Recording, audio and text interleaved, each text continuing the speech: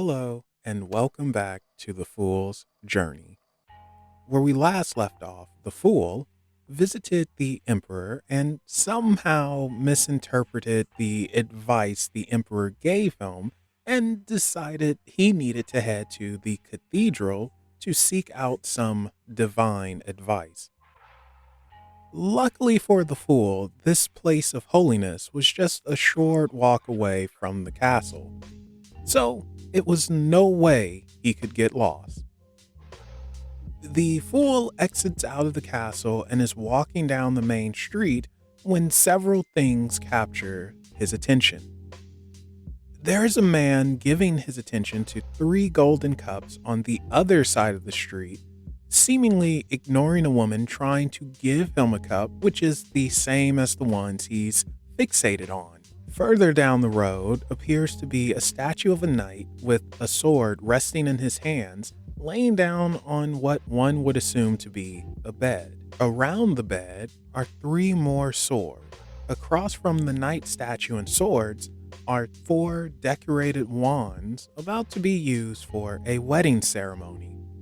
And sitting by themselves is a man holding on tightly to four golden pentacles, while people are laughing and smiling and having fun behind him.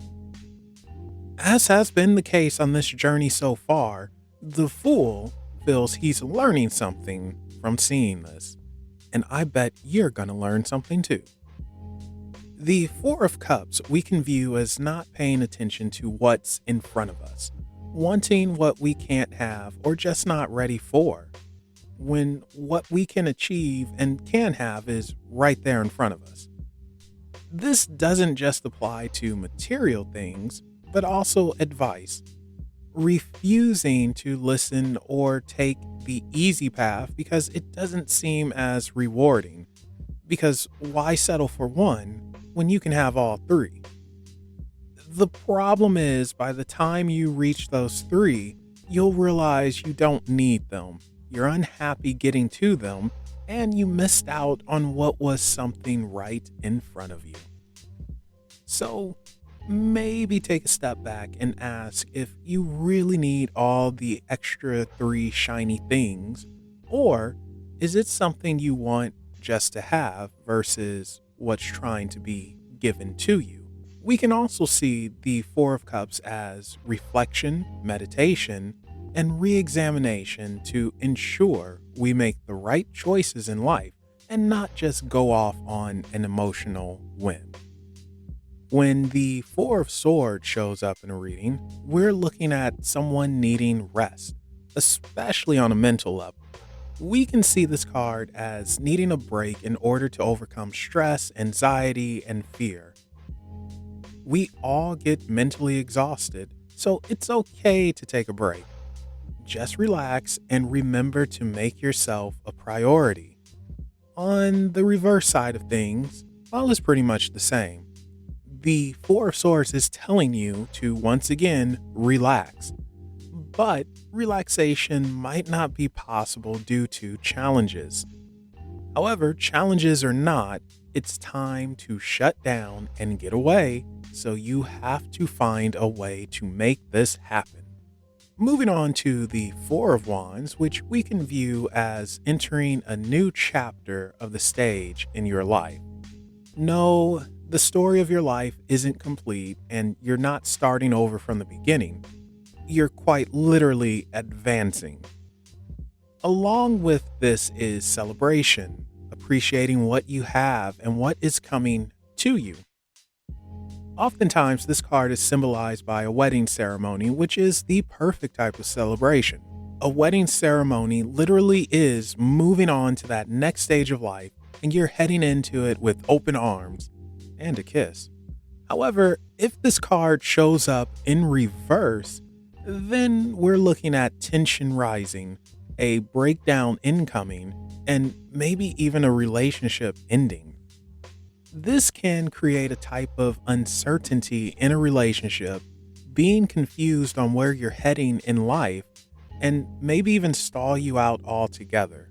When this happens, sometimes it's best to remember what brings you a smile, happiness, why you're in a relationship, and remember those positive things to get you going once more.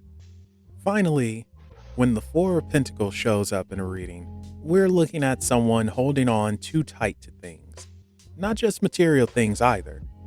We can see this as holding our emotions in too much, or even being overly possessive of another person. This occurs because of fear of loss, judgment, and wanting to keep what you have. Nothing wrong with that, but holding on so tightly to something is ultimately going to make you lose it and miss out. Sometimes you need to remind yourself it's okay to let go, and what you put out there will return. Otherwise, you're just going to miss out on all the fun. If this card shows up in reverse, then you're just straight up greedy and trying to have it all and more. It's time to have a reevaluation of what you prioritize. It's a chance of trying to obtain more, and more, but at what cost? What's the point of having it all when you stab everyone in the back or become isolated because you think people are trying to take from you? So knock that mess off so you don't miss out and cut back on the greed. Taking everything in, the Fool feels like he has greater understanding of things. He thinks to himself that he doesn't need to have it all for a good life, and sometimes the things right in front of you is perfect, and celebrating life achievements is okay as well. The easiest thing for him to understand is the need for breaks throughout life, something that comes naturally to him as he's sort of lazy. The Fool smiles to himself as he keeps on walking down the main street as the view of the cathedral comes into his sight. And this is where we will end it for now. Thank you all for joining the Fool on his continuous journey. And if you enjoyed, be sure to hit the like button and subscribe for more Unexplained Possibilities content.